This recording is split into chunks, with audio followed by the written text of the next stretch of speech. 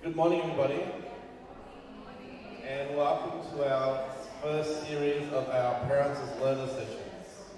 Selamat pagi para ibu-ibu sekalian. Selamat datang di acara Parents as Learners hari ini. And let's begin with a prayer. Kita akan mulai dengan berdoa bersama sesuai dengan agama dan kepercayaan kita masing-masing. Sebelumnya yang masih di bangku belakang, mohon ke depannya ibu-ibu, monggo.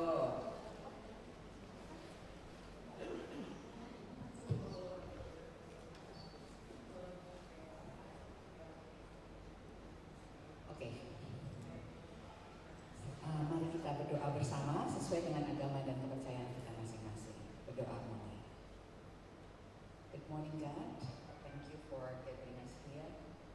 We are here to learn a lot about what's the update about the education so that parents will be able to know and to help all of the children at home to support all of the school programs.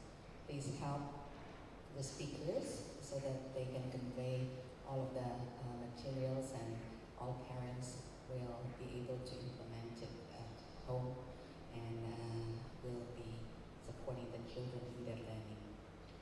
We are grateful because we are healthy and we are now going to start the session soon. Please bless the session from the beginning until the end. Praise and honor to you for the rest of our life. Amen. Okay, so let's begin. Digital citizenship. Why do you need to know about this important topic? Digital citizenship. Kenapa kita perlu mengetahui tentang topik ini?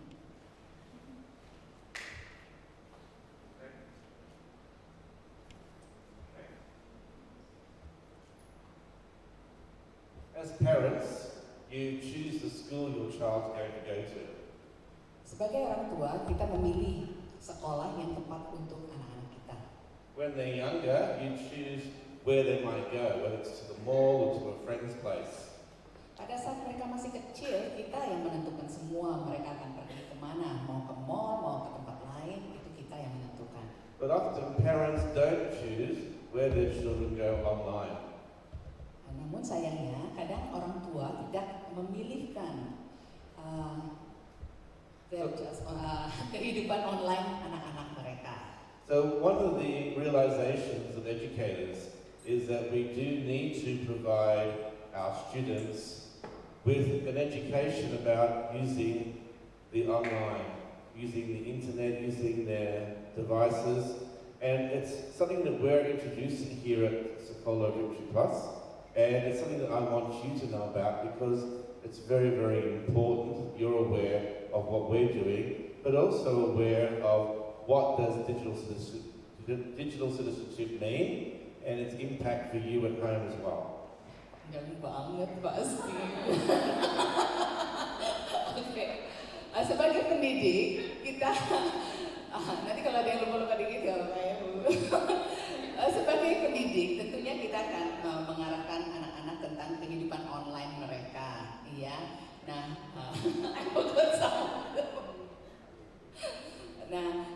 untuk itu kita akan menjelaskan bagaimana sebagai orang tua kita mengarahkan anak-anak kita untuk kehidupan online mereka, karena mereka eranya adalah era digital yang tentunya kita harus memanfaatkan teknologi ini untuk kebaikan-kebaikan mereka. And so I want to share firstly this video with you. It's actually designed for teachers, but I think it will help you to understand what it is that we're going to be talking about at school, the depth of what and why we do it. Not too long ya Pak. Mari kita saksikan video ini. Ya, video ini sebenarnya untuk guru-guru. Namun akan lebih baik juga kalau ditonton oleh para orang tua murid, sehingga kita bisa mempelajari hal-hal yang ada di dalam videonya. Mari kita saksikan bersama.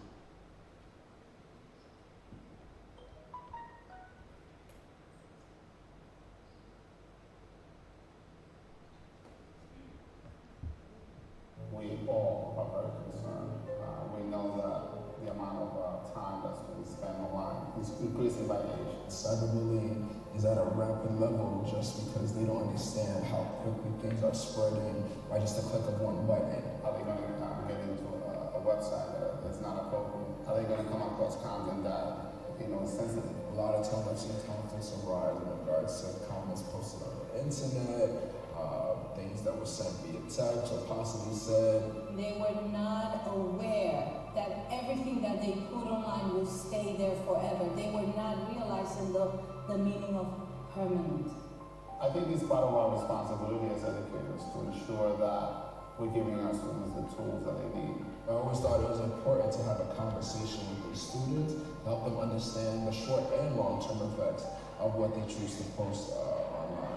Common Sense Education provides me with all the tools that I need to help my students become good digital citizens. The lesson plans are laid out perfectly. If you need to adjust it, you can. So if, let's say you want to tone it down for when you're in class, or if you know you're going to have a class that they move fast, you can add more, you can add to the lesson. The great thing about this Common Sense Digital Citizenship unit was that it really supports not only students, families, and teachers as well. For students, it gives them a lot of visuals and topics to discuss, and the teachers, it makes our jobs a lot easier because there's an abundance of resources, not only from cyberbullying, but different aspects of digital citizenship.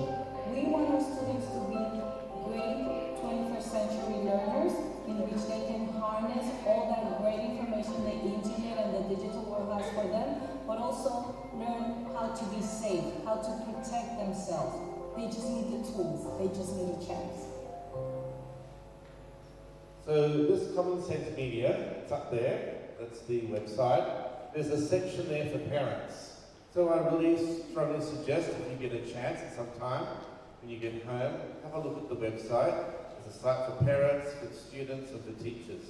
It's got lots of good information to help you to understand and how you can support your child at home. Para ibu-ibu dan bapak-bapak bisa nanti mendownload video-video dari commonsense.org untuk memberikan pengetahuan pada kita bagaimana kita bisa membimbing anak-anak kita, terutama penggunaan online mereka sehingga penggunaan online mereka itu bisa aman.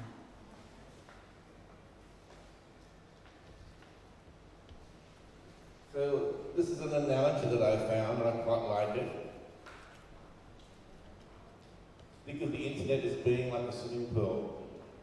The best way to keep your children safe there is to teach them how to stay safe. Analogi untuk penggunaan internet itu seperti kita berada di kolam renang. Jadi cara yang terbaik untuk menjaga anak-anak kita agar aman tentunya mengajarkan mereka agar mereka tetap aman. And the internet can be dangerous. Internet bisa juga sangat berbahaya.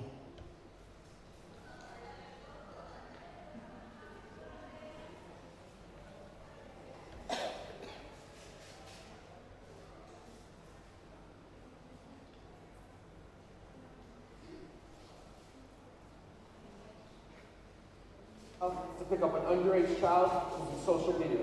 Well, today we're going to find that out. I made a fake profile on Facebook posing as a 15-year-old boy. With the parents' permission, I friend requested 3 girls ages 14, 13, and 12 years old. I've been talking to these girls for the last 3 or 4 days, and today we're supposed to meet up. What we found in this video is shocking and something everyone should see. Be sure to watch until the end and use what we've learned in this video to better educate your friends and family. Hope you guys enjoy the video.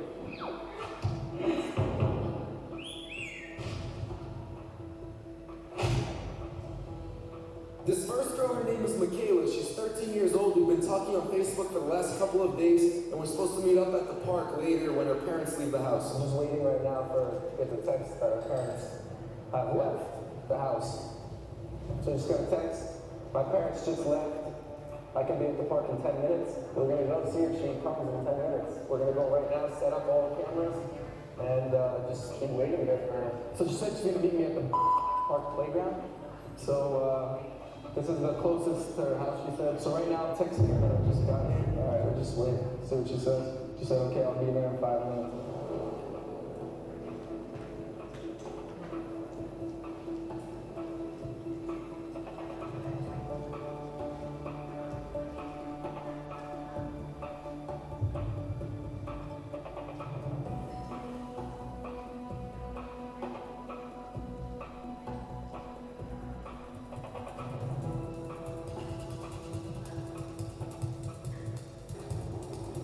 she's coming, yeah?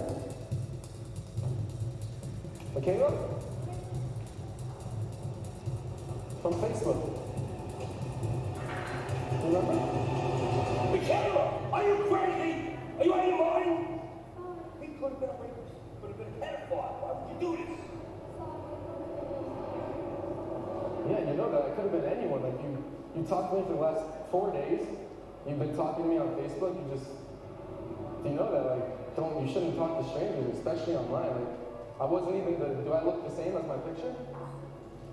It could be even worse than that. You realize how scary this could have been? We have to talk. This next girl, her name is Juliana. She's 12 years old, and we're supposed to meet up tonight when her father falls asleep. So right now I'm here with John, who's Juliana's father. We're gonna see if she's actually gonna come to the door or not. She said, this is the last text, LOL, I would have to wait till my dad falls asleep if you want to chill, because I can't have boys over. So she wants to chill tonight, supposedly. What do you think about that? I don't think she's gonna open the door. God, I hope she doesn't open that door. What's your address? I pray she does not respond to this. Well, I can't say the address, but she literally just texted the address. Start driving to the address, close by. My dad's going to drop me off. All right, so she just said, I think my dad fell asleep, he can come now. You want the light right here? Yes.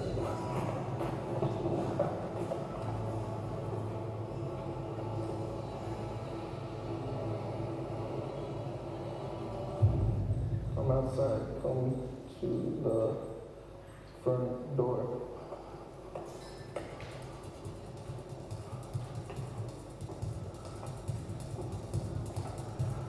Are you ready? You chill?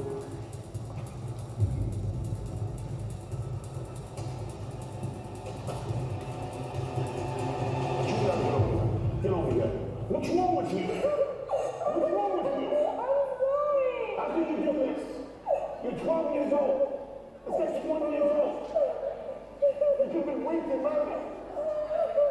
Everybody wants to know it. What would I do if anything happened to you? What would I do if anything happened to you? I love you. Don't you ever do this again. Don't you ever do this again. This next girl, her name is Jenna. She's 14 years old. We've been talking online over text message and even had a phone conversation. So right now we have the parents of Jenna. Jenna thinks her parents are going out tonight for date night. She thinks my brother is going to be driving, so she's going to get in the car, but she doesn't actually know that it's all just me. So I'm going to text her right now. Did your parents leave yet? Yeah, like 15 minutes ago. Do you think she's going to go through with this? No way. I don't even believe it's happened. Okay. My friends. What's your address? Is this your house? Yeah. Okay, let's go. All right.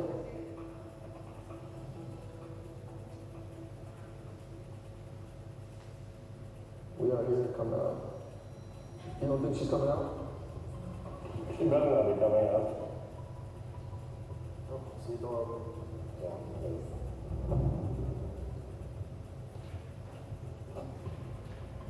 Yeah. I see it's on. Can't believe this. Yeah. Hop in. He's in the back. For real.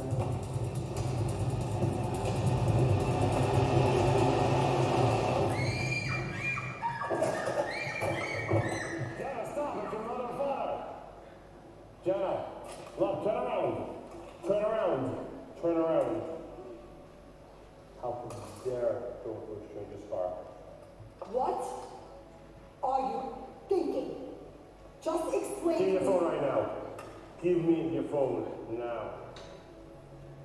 What would have happened if you came out and it wasn't us sitting back here and there were really crazy people back here? We never would have saw you again. We watched movies together. We looked at newspaper articles and the news about all these things are real life situations that have happened. And we discussed them. What, do you think it's fine to go try that on your own? But what happens if they would have driven away? There's 3 strangers sitting in this car. Huh? What would you have done? What would we have done? We didn't have our daughter. You understand? You probably thought you were talking to 15-year-old. You didn't even know what was happening. You just got it. You're going with everything I was saying. You understand now? So never ever do that again. You should teach you a lesson forever. Your whole life.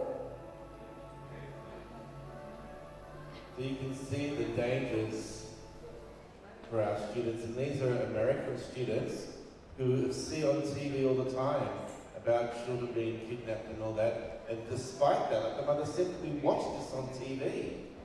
You know the danger. It's still, because they're children, they still make the wrong decision. Kita bisa lihat ya, ini kejadiannya di Amerika, di mana mereka sudah sering menonton tentang cerita-cerita seperti ini dalam di TV mereka. Namun karena anak-anak kita masih belum dewasa, jadi keputusan-keputusan yang dia ambil pun itu bisa salah juga. Meskipun orang tuanya tadi berbicara bahwa oh nggak mungkin, anak saya anak baik-baik, nggak mungkin. Tapi ternyata 3 anak tadi ya menuruti kemauan dari orang asing yang mengontak mereka dari Facebook. So your children, they need us here at school to educate them, but they also need you as well. You need to be aware of the digital world, and you need to begin to put into place mechanisms to make sure that your children are safe when they're online, because they will do it whether you're there or not. Jadi di sini kita akan membantu putra dan putri Bapak Ibu sekalian, dan tentunya kita pun juga sebagai orang tua di rumah itu perlu sekali membuat mekanisme atau sistem-sistem pengawasan pada anak-anak kita sehingga nantinya mereka bisa menggunakan online secara aman. And what's needed is good communication between you and your children. Apa yang dibutuhkan adalah komunikasi yang baik antara orang tua dan anak-anak. Support when things go wrong. So if they make a mistake, it's not, well, I told you you shouldn't have done that. No, it's listening and showing empathy, so that when they do make a mistake, they'll feel comfortable to come to you.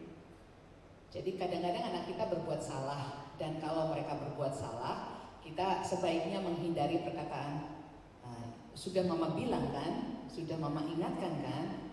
Jadi anak itu merasa bersalah sekali.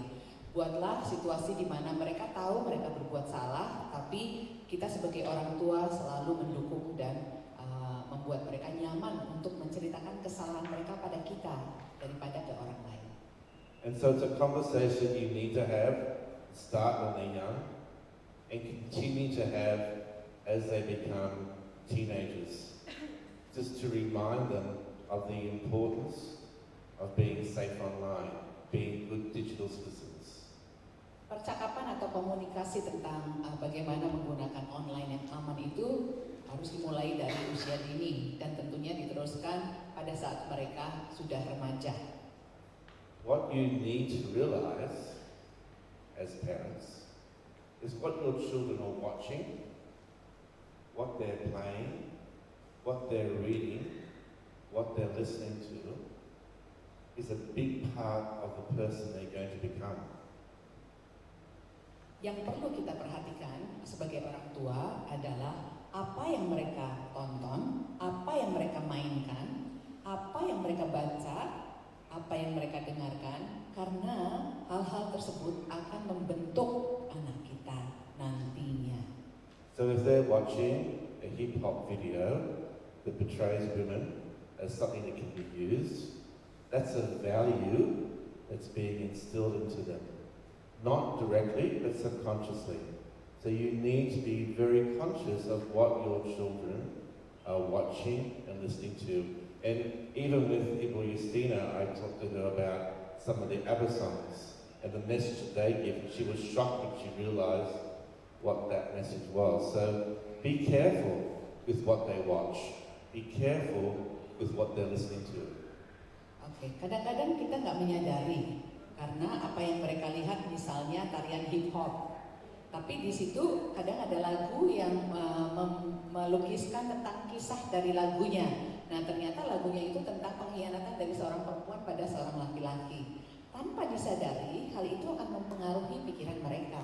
Dan mungkin bisa juga mempengaruhi perilaku mereka nantinya. Misalnya saja pernah saya berbincang-bincang dengan Pak Steven. Saya salah satu penggemar, can I tell about ABBA itu. Saya suka banget. Saya suka sekali semua lagunya. Mamma Mia, segala macam. Itu asik kan? Buat dancing juga asik kan? Terus habis itu Pak Steven bilang, tahu nggak artinya? Kadang saya nyanyi tapi nggak memikirkan arti. Ternyata, wah misalnya lagu Money Money Money itu artinya jelek banget. Terus what else? Well, the first line of Mamma Mia is, I've been cheating by you since I don't know when. Cheating by you, na, na, So I've been na, having an na, affair na. with somebody else since I don't know. That's what the message is. And we're singing along thinking that's all okay. So we're saying that's all okay. Iya, jadi ceritanya tentang yang lagu Mamma Mia kan pertama line lagunya itu I've been cheated by you. I've been cheating by you. I've been cheating by you. Jadi itu tentang ya percintaan yang kurang sehat seperti itu ya. Dan kalau lihat dari ceritanya segala macam, kita juga oh iya ya satu perempuan tapi banyak seperti itu. Ternyata nggak sehat dan kita nggak sadar. Saya nyanyiin aja karena kadang-kadang nggak mikirin artinya. Pokoknya tune-nya asik, kita nyanyikan. Itu kadang yang kita nggak sadar. When I first started teaching, we learned that the most important people to children when they were very young were their parents. And then as they became teenagers, the most important people to our children were their friends. But now, it's not just that. It's their friends and their online lives as well. Pada saat Pak Steven mengawali karirnya di pengajaran, Pak Steven tahu bahwa orang tua adalah yang terpenting dalam kehidupan anak-anak pada saat mereka masih kecil. Namun pada saat mereka remaja dan mengarah ke dewasa, teman-teman mereka itu adalah yang paling penting dan mempengaruhi mereka. Namun pada saat ini bukan hanya teman-teman, tapi kehidupan online mereka itu juga sangat mempengaruhi. Here's some teenagers talking about their online lives. Mari kita saksikan para remaja membicarakan tentang online life mereka. The thing I love most about social media is to stay connected with my friends. Over spring break, I broke my phone and I didn't have it for a week, and everyone thought I was dead. It was just so impossible to contact me. I do get like a little stressed, like when there's this huge thing that's awesome and I can't be a part of it, and that's kind of worrying. That kind of gets like worrying sometimes. After getting my phone, in-person interactions, it's been replaced by text and call, FaceTime. I'm always with my friends, but when I'm not with them, I'm always talking to them. It's a lot easier to just meet up with people wherever you are, as long as you have a way to connect with them. So whether that be texting or Snapchatting or calling them, it's really easy instead of having to like communicate through your parents. I would say it's very normal in today's world to be hanging out with people that you're close to or even not so close to and have moments where you're both just silent sitting on your phones. I don't really feel pressured by my friends directly to be on social media, but sometimes I'll see them get out their phone and like start looking at Instagram or something. I think when it fills that space, there's nothing inherently wrong with it, but I do see now that that seems, when that's the extent of what you do with a person, that's when it starts to bother me. Me and my friends are on our phones a lot at the same time. I honestly don't really know why we do it while we're together, but we do. I get like stressed out, like, oh, I'm probably missing this big thing and I can't comment on it or anything like that. It always looks more fun when you're not there. Even if they're doing homework, it makes it seem like they're having a great time doing whatever they're doing. I generally don't really get that jealous when I see like photos of my friends together. That doesn't really bug me. I definitely do check it, and sometimes I get sidetracked. It still sucks to see that 3 or 4 of your friends are out going shopping and you're not there. People that I know actually worry about how many followers they have with other people, and like if they're not getting as many messages. It just causes so much unnecessary drama, I would say. Followers isn't like what you should be worrying about. You should be worrying about like being with your friends and things that you like to do, like basketball or reading or other things. If you are on your phone all the time, you will just tend to feel more lonely, low energy. I sometimes wish that it wasn't a thing so I could just hang out with my friends and play basketball or do everything like that.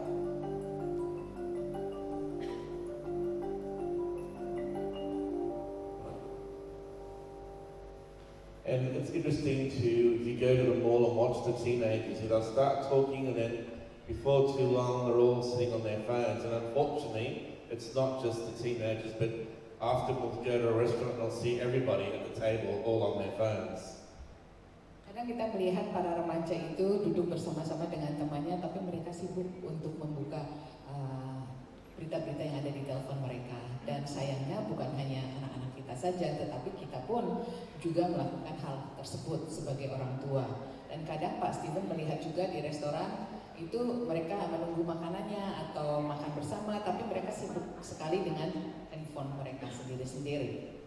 And this I just want to reinforce this again. You know, when there is a problem, make sure your children feel comfortable to come to you. Start going online, make sure that they're clear about the procedures. So you need to have some essential agreements.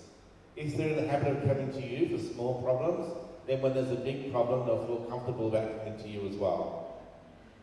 Oke, jadi kita akan tekankan sekali lagi pada para orang tua bahwa sangat penting sekali kalau misalnya anak kita berbuat salah, mereka harusnya bisa mengemukakan apa kesalahan mereka tanpa rasa takut pada kita, sehingga nantinya pada saat mereka sudah memulai menggunakan online itu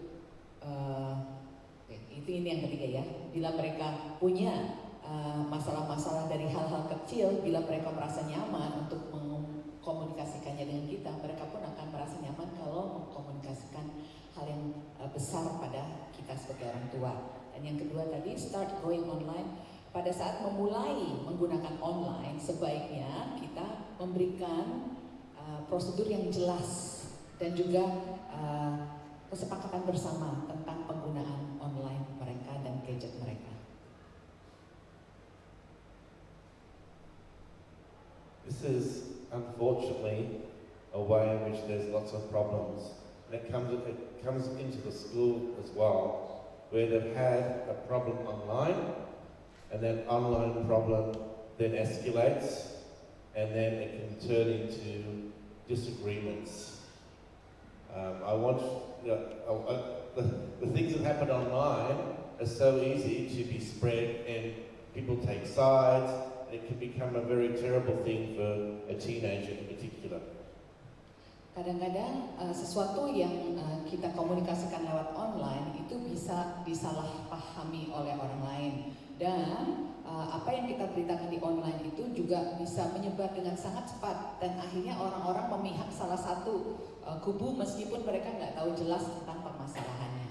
So these are the tips to talk to your children about. If they read something that really upsets them, before they click respond or comment, just ask to go and wash your face and calm down for a little bit before you respond. Because if you respond when you're angry, you're likely to say something that you're going to regret. Ini tips-tips bagi orang tua agar bisa mengarahkan anak-anak bila mereka melihat ada argumen-argumen yang membuat mereka marah. Jadi kita biasakan pada anak-anak kita untuk mengambil waktu agar bisa mendinginkan apa yang mereka rasakan, bisa menurunkan kemarahannya sebelum mereka membalas atau merespon pesan-pesan yang membuat mereka marah. Kenapa? Karena pasti kalau kita marah, responnya bisa-bisa kita sesali nanti kemudian.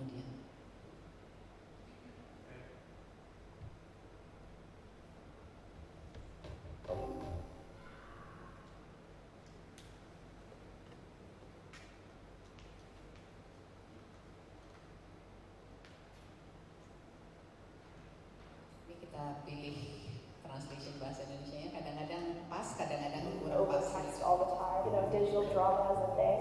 There are ways to avoid digital drama, but I think it's mainly inevitable. You need to get ready to have something said that maybe you won't like. On social media, everything social-wise gets a bit more intense. It just causes so much unnecessary drama, I would say. Sometimes I need to take a break from it, 'cause sometimes it's too much for me. And if there's drama going on, I'll set it aside. And even though there are steps that we can take to reduce it, it's not going to end.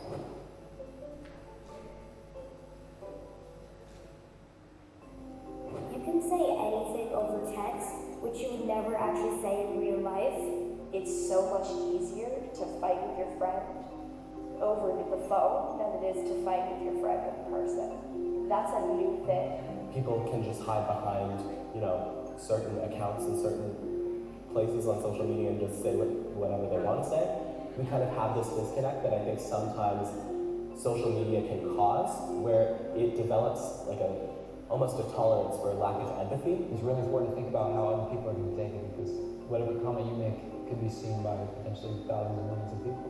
Now more than ever, where somebody makes a rude comment and they get put on blast for it. You don't see the other person's reactions, so you just keep on going. You don't know if the person is sad, you don't know if they're angry, you don't know what they're thinking about you. Social media can turn into sort of a negative space when there's a lot of like anonymous posting. No one else knows who that person is, so it creates a lot of like tension and drama within friend groups. In the comment sections of posts that are viral or popular, I'll see someone voicing an opinion, and all of a sudden there'll be a thread of even hundreds of comments, people just arguing and not even knowing each other. You could get insulted very easily, like on your appearance, on your just anything that you say, anything that you put out onto the internet. Something so small can escalate to something so big, and as it escalates, the topic can completely change to something that's really big. People that I know actually worry about how many followers they have compared to other people because they're not getting as many messages. When I see the people around me getting into drama on social media, kind of makes me not want to be on social media. It just seems easier to not be a part of that.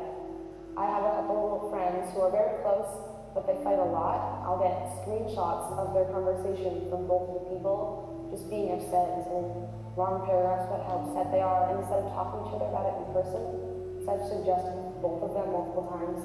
I would say I'm more comfortable talking face to face because on social media it's hard to communicate a sense of realness and emotions.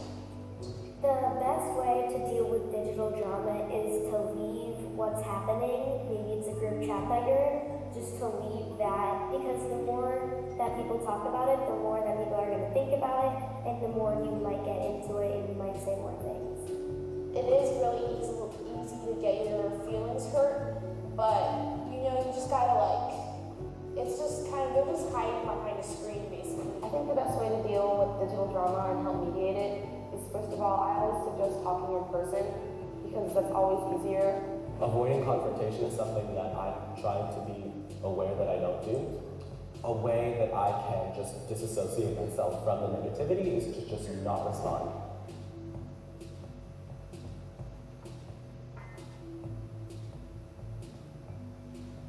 The important thing to remember and to remind your children about is when they see something bad about somebody, that's there forever. You can't take it back. It's there to be searched, to be shown, and discussed again. So whenever they put anything into social media, it's there forever. Yang perlu kita ingatkan pada anak-anak kita adalah bila kita memposting sesuatu yang buruk tentang temannya, itu akan ada di situ selamanya, permanen, dan bisa dilihat banyak orang. Jadi kita perlu ingatkan hal itu, baik untuk postingan sendiri atau memposting teman, itu kita harus jaga agar hal-hal yang negatif itu enggak permanently there. One of probably the most dangerous developments in online is the cyberbullying. Because normally, if a child is being bullied at school, they can go home and they're safe. But now, when they go home, they're also attacked online. So there's nowhere that's safe. And we're lucky here, but in other countries, cyberbullying leads to suicide in teenagers. It's a very serious topic, and you need to make sure that your child is aware of the dangers of cyberbullying, not to be a cyberbully, and to know what to do if they are being cyberbullied. Quite often, if there's not that communication between you and your child, the child keeps it to themselves. Ya, oke. Kalau zaman dulu, kalau anak kita dibully di sekolah, mereka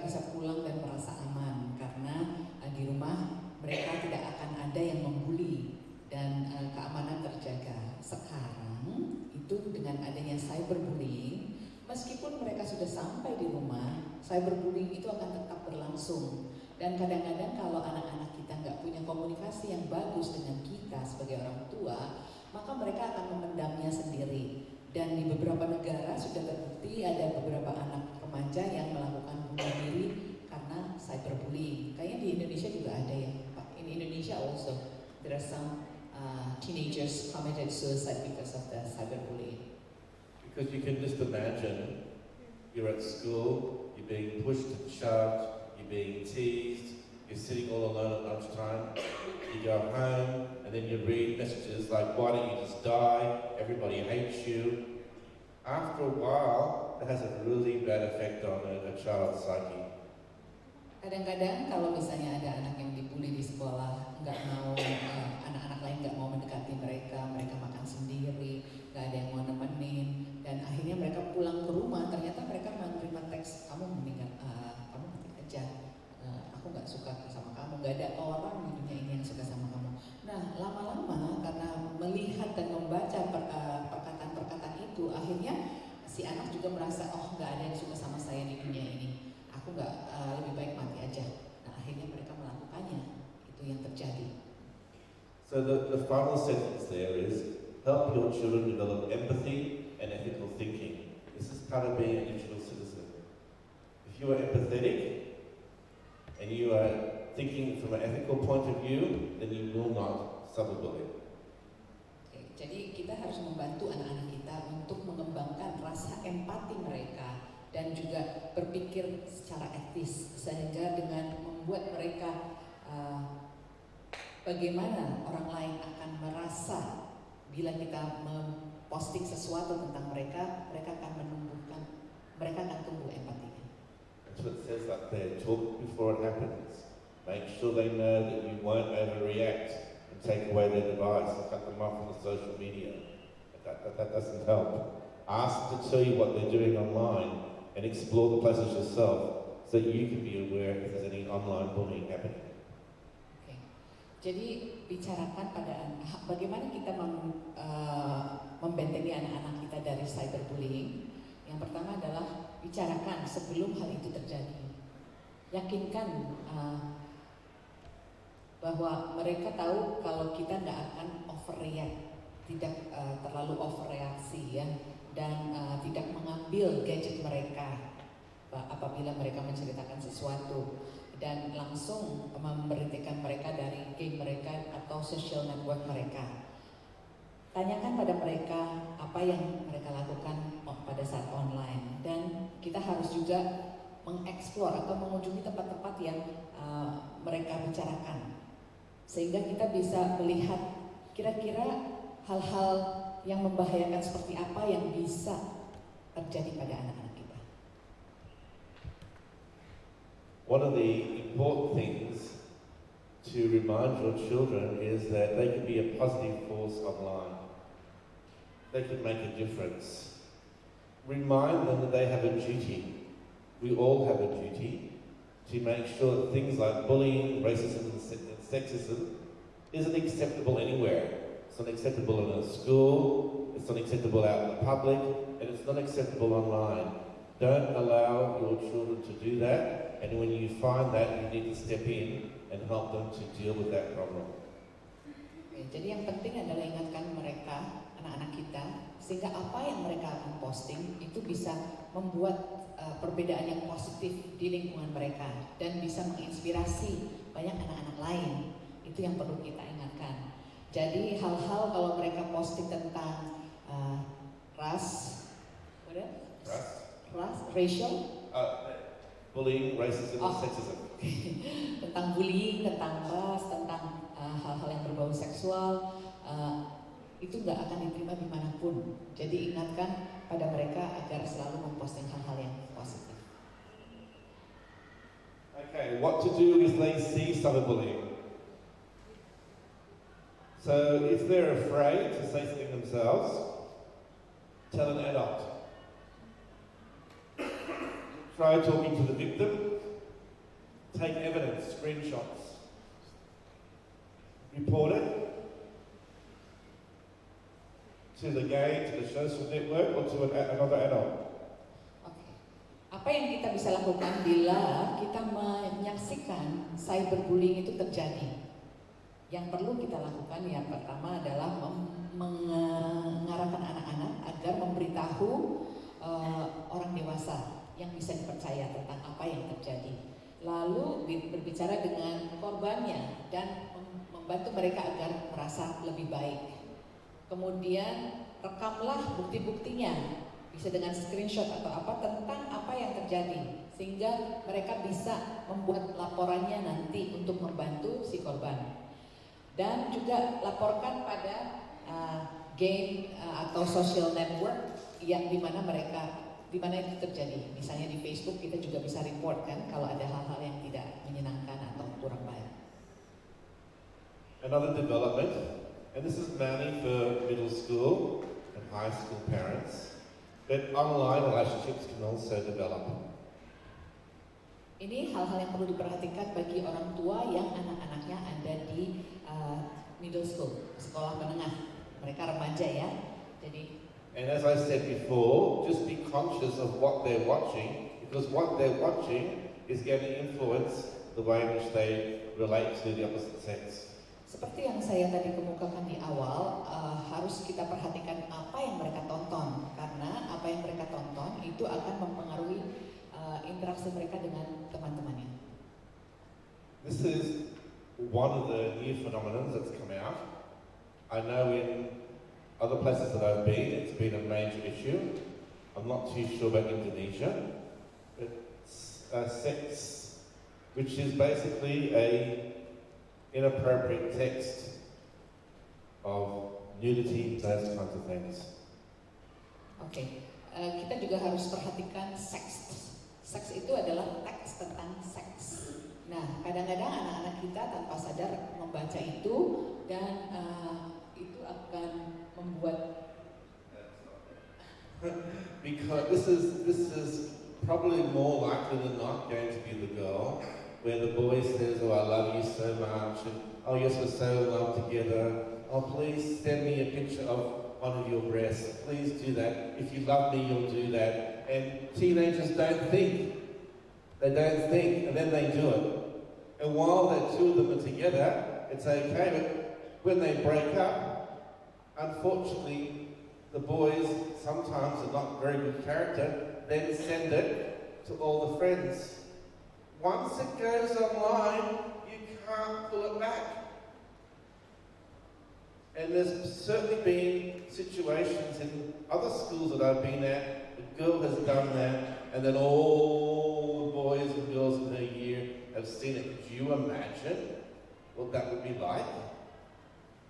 Oke, kadang-kadang dalam hubungan romantis online itu anak-anak remaja, terutama yang pria itu mengemukakan, "Oh, saya cinta banget sama kamu. Kalau kamu cinta, buktikan dengan foto-foto kamu. Saya pengen kamu mengirimkan foto di udara." Nah, lalu dikirimkan. Pada saat relasi mereka masih baik-baik, itu mungkin hanya dilihat oleh pasangannya saja. Namun kalau relasi mereka nggak baik, foto itu bisa tersebar kemana-mana. Dan foto itu tidak bisa hilang karena sudah tersebar kemana-mana. There's a lot of pressure, particularly on the girls, to say yes, to do it. Biasanya para remaja putri itu merasa tertekan sehingga akhirnya melakukannya untuk membuktikan cintanya. And this is the one that really what we all need to be saying to our children, you as parents and us as teachers. It's never okay to share an intimate or embarrassing photo of somebody without their permission. It's never okay to do that. Yang perlu kita tekankan juga pada anak-anak kita adalah kita sebagai guru dan orang tua mereka, kita harus menekankan bahwa tidak akan baik bila kita menyebarkan foto-foto yang memalukan dari teman-teman kita. I remember when I was in another country at this one school, not my school but a friend's school, and in grade 11, one of the boys dropped a pencil on the ground. He went down, and then while he was down with his phone, he took a picture of the girl who had her legs apart, and then he posted that. The police found out, and he had to be deported. He His father lost his job, he was also deported. So there's a huge impact on families of something so simple that you've done without thinking, because once it gets online, it's there forever. Who, Ben? The boy or the girl? The boy was deported because... No, I mean the one who... I took a picture of the girl. Oh, okay. And the girl sitting, took a picture up the dress. Oke, ya jadi sudah tahu ceritanya, nggak perlu diterjemahin ya. Oke, ceritanya waktu itu Pak Steven di salah satu sekolah di negara lain. Untungnya itu nggak kejadian di sekolah yang Pak Steven bekerja. Nah, ada anak yang mengambil foto, anak lain mengambil pen yang jatuh. Lalu di fotonya di bagian bawahnya. Lalu diposting dengan pose salah satu anak perempuan yang sedang apa ya Pak? What is the story? So, I know that, but the cord got pensilnya jatuh, drop the pencil. As an excuse to take the photo. Oh ya, kan kalau ada pensil yang jatuh kemudian menunduk begini, lalu kelihatan kan kalau pakai rok, nah itu difoto bagian bawahnya yang sedang menunduk mengambil pena tersebut, lalu disebarkan ke teman-temannya. Nah ternyata anak itu ketahuan kan, akhirnya dihukum oleh istilahnya diberikan konsekuensi oleh pihak sekolahnya. Bukan itu aja, tetapi karena mereka bukan warga negara situ, dideportasilah anaknya. Dan nggak berhenti di situ aja, tapi ayahnya pun diberhentikan dari tempat kerjaannya dan dideportasi juga. Jadi itu merugikan semuanya. Jadi kalau cyberbullying ini serius, nggak cuma ke anaknya aja, tapi keluarganya pun kena semua. So just as you would normally ask about your child's friends at school and who they are, and they might be going around and saying, this place is not his place you're going to today, what are you going to do after school? You need to do the same thing for their online lives as well. So if they're playing World of Warcrafts online, or who you're playing against today, just so that you're having natural conversations with them about their online lives, so you can feel that you're part of it and you're aware what's going on. Biasanya orang tua akan menanyakan pada anak-anak, habis sekolah mau ngapain aja, aktivitasnya apa. Nah, tapi kadang kita lupa, nggak menanyakan tentang kegiatan online mereka. Mereka sedang main apa? Main Worldcraft itu sudah sampai mana? Mainnya sama siapa? Apa aja yang dia mainkan? Kita perlu tanya, kenapa? Karena kita harus terlibat dalam kehidupan online mereka. Also, we need to, as parents, protect our children's presence online. So one really important thing to make sure that that's very, very clear is never to share personal information online. Anything that could identify your child, and including photos of them in their school uniform. Because if they're in their school uniforms, it's the Call of Duty Plus. If somebody sees that and thinks, ooh, they're attractive, oh, they're at the Call of Duty Plus, they could go there and meet up with your child. So always make sure that there's nothing that can identify your child when they post things online. Bagaimana caranya membentengi anak-anak kita dengan privasi online? Kita harus hati-hati untuk menghindari memberikan informasi personal tentang diri kita, dan juga kadang-kadang para orang tua itu memposting anaknya dengan seragam sekolah dan mereka bisa lihat oh sekolahnya di mana. Itu kalau mereka tertarik untuk berbuat jahat mereka bisa ke sekolahnya. Jadi bisa di blurkan ini apa namanya logonya atau apanya sehingga mereka nggak tahu sekolah di mana. That's if they have their name. Yeah. So if they don't have their real name, they have a different name, then that's okay. But I think it's really important that we teach them not to use their full name and who they are. And also be careful about filling out registration forms. Also, a lot of websites will track you and track what you're thinking, what you're looking at. So you have to be careful of that as well. Oh, so uniform is okay without the name.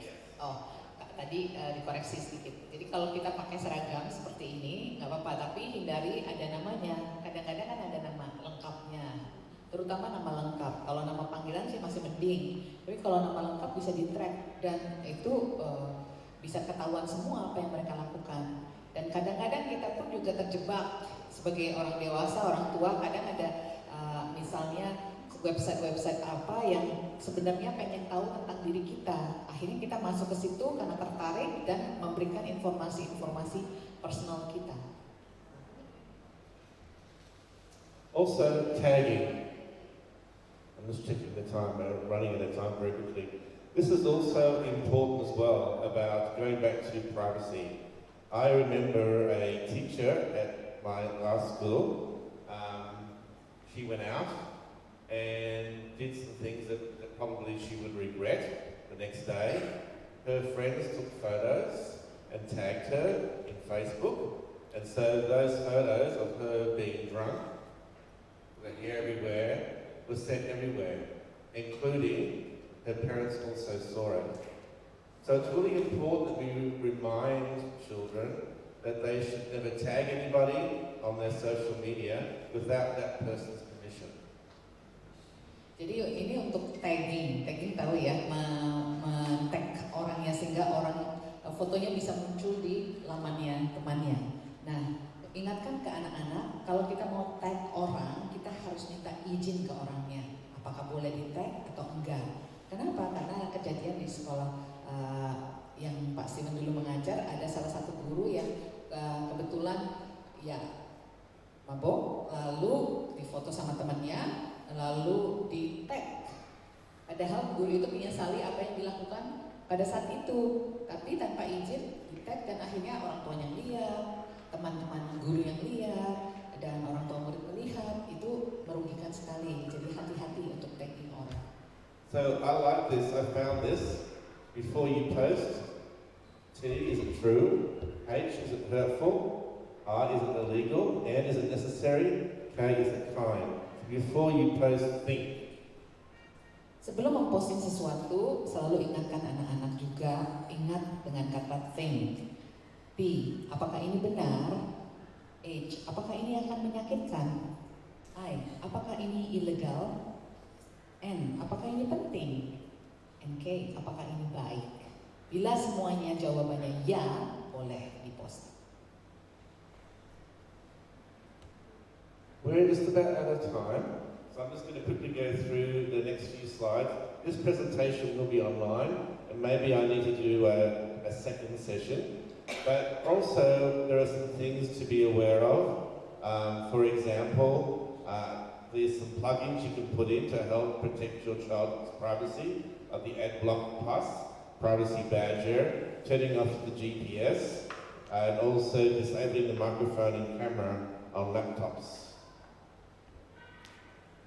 Oke, hal-hal lain yang untuk melindungi anak kita, hati-hati ya untuk menggunakan browser plugin seperti AdBlock Plus atau Privacy Badger, dan juga kita harus hati-hati untuk selalu mematikan Bluetooth atau GPS di seperti laptop mereka, iPad mereka atau handphone mereka, dan juga mematikan mikrofon dan kamera di laptop mereka atau tutupin dengan masking tapes bila tidak diperlukan.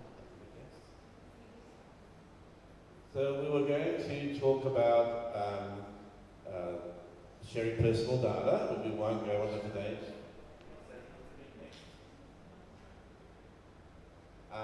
About their privacy settings on their social media accounts, their online presence, how they're seen by others.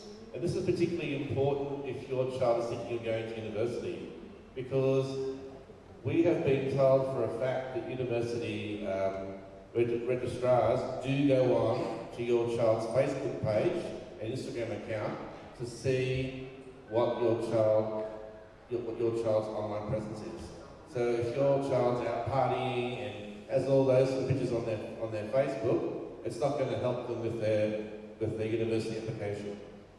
Ingatkan anak-anak apa yang mereka posting, karena ternyata kalau mereka mau ke reputable university, biasanya bagian pendaftaran itu bukan hanya ngecek info mereka, tapi mereka ke online dengan mengetik nama mereka dan melihat apa yang ditayangkan di online mereka. So we have to be aware of our digital footprint, because as I said, everything that you say and do online is there forever. Ingatkan mereka tentang jejak digital, apa yang mereka katakan, apa yang mereka posting akan di situ selamanya permanen. Making sure they have a secure password, Password mereka juga diingatkan untuk selalu diganti agar aman. And what do you do if your child's photo is up that shouldn't be up? If something's up there you don't want it to be there, what to do about that? Kita juga perlu komunikasikan pada anak apabila ada orang yang memposting foto tanpa izin mereka, apa yang perlu mereka lakukan. So there's some information that'll be there for you to have a look at. Itu ada informasi yang ibu bapak bisa referensikan di situ. The recommendation from the experts is you don't install spy software because it sends the wrong message about privacy. Dianjurkan untuk tidak mendownload spy software karena bisa membuat jangan download itu.